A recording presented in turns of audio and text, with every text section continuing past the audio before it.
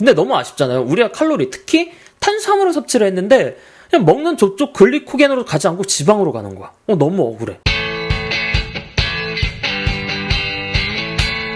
동아, 안녕하세요.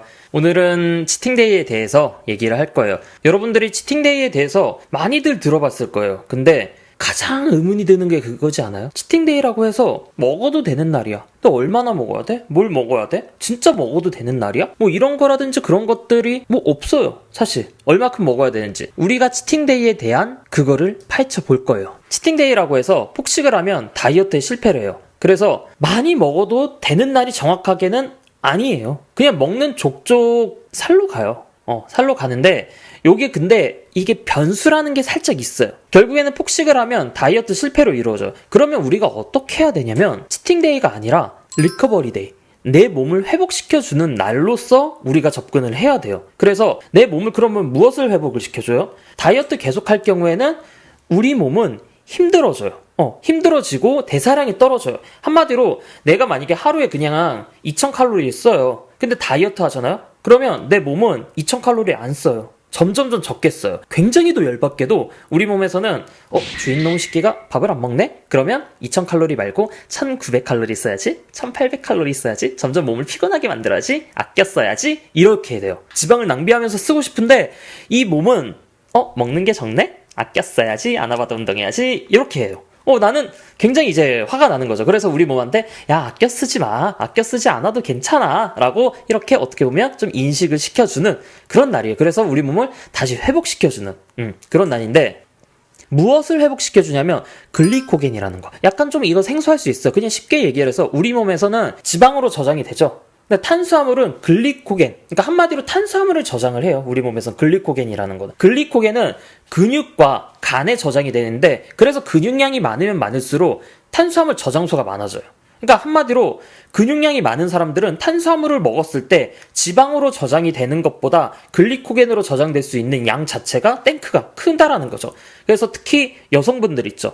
여성분들이 만약에 근육량을 계속 잃잖아요. 글리코겐을 저장할 수 있는 탱크가 그게 계속 줄어들어요. 그러면 글리코겐으로 저장할 수 없으니까 어떻게 해요? 이걸 다 쓸까요? 안 써요. 그대로 지방으로 저장해요. 우리 몸은 너무나도 저축을 너무나 잘하는 몸이에요. 진짜 얄밉게도 먹는 칼로리를 적죠. 그래, 글리코겐으로 저장을 못하면 그냥 버려. 제발 좀 버려줬으면 좋겠어. 그러는데 그냥 요거를 지방으로 차곡차곡 저장을 해요.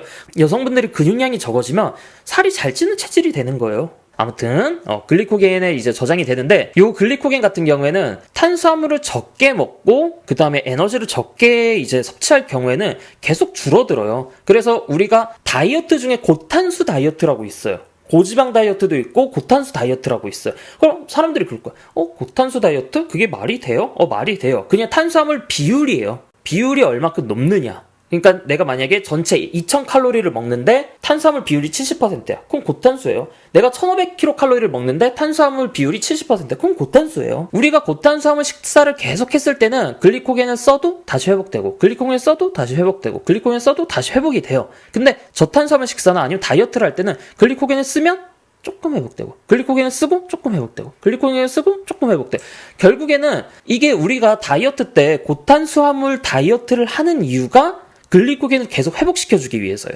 그래서 실질적으로 웨이트 트레이닝 많이 하는 사람들, 근력 운동을 많이 하는 사람들, 파워 운동을 많이 하는 사람들 같은 경우에는 고탄수화물 섭취가 굉장히 중요해요. 그러면 동면주님 말씀대로 내가 이제부터 고탄수화물 섭취를 해야지? 근데 그럴 필요는 없어요. 왜냐? 한국인들이 밥식 문화라서 이미 고탄수화물 섭취해요. 그렇기 때문에 따로 고탄수화물 섭취를 신경 쓸 필요는 거의 없어요. 해외 나갔을 때 진짜 저는 그 선수들한테 그러니까 탄수화물을 섭취시키려고 너무 노력을 했어요.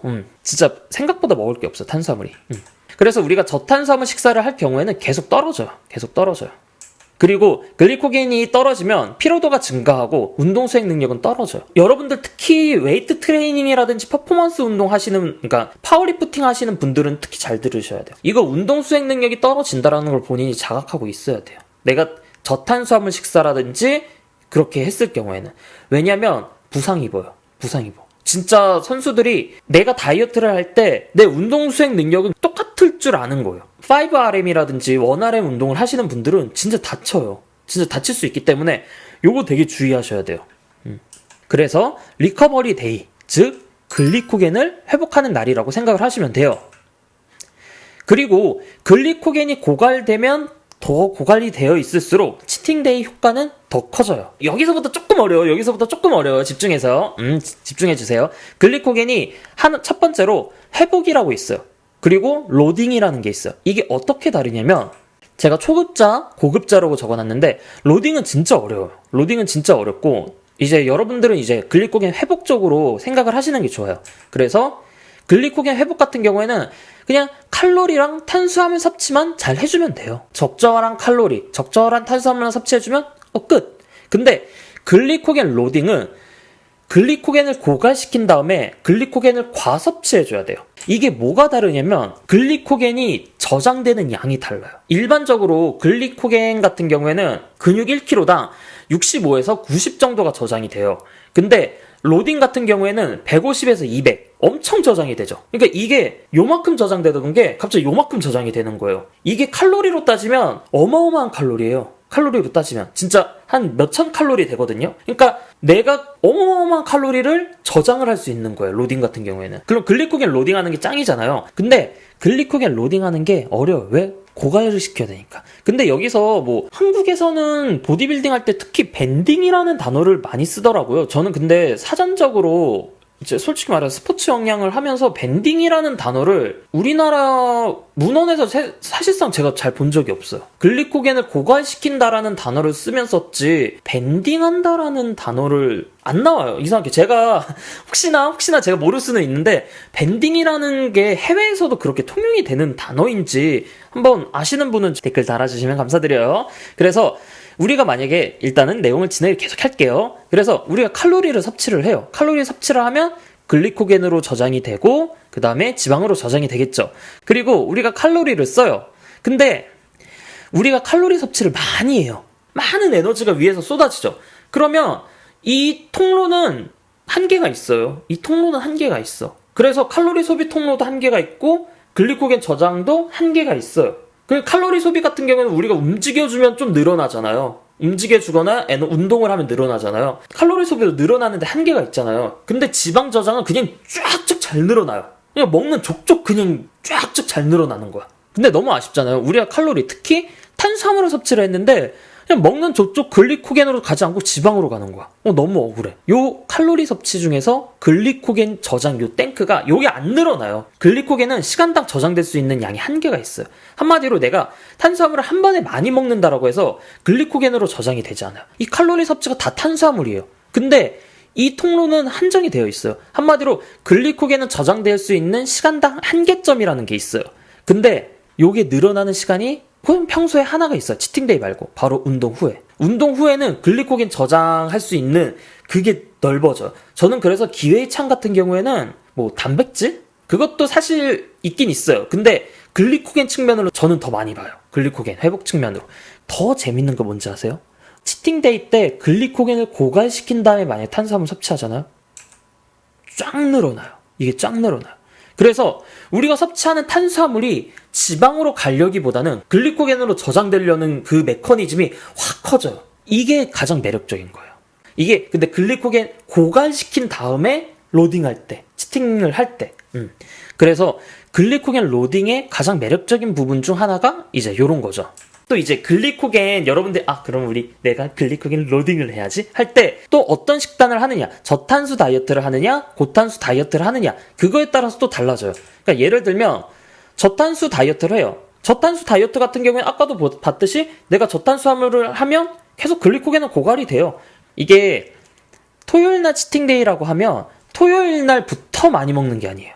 금요일 날부터 많이 먹어야 돼요. 아까도 제가 뭐라고 했어요? 금요일 운동 후부터 시작이에요. 운동 후에 글리코겐 회복률이 늘어나 있잖아요. 그것까지 활용을 해버리는 거예요. 그래서 월, 화, 수, 목, 금요일 날 운동 끝나고 나서부터 치팅데이는 시작이 되는 거고, 당연히 치팅데이 하는 날에는 휴식해야 돼요. 운동하는 거 아니에요. 그렇게 이제 진행이 되는 거죠.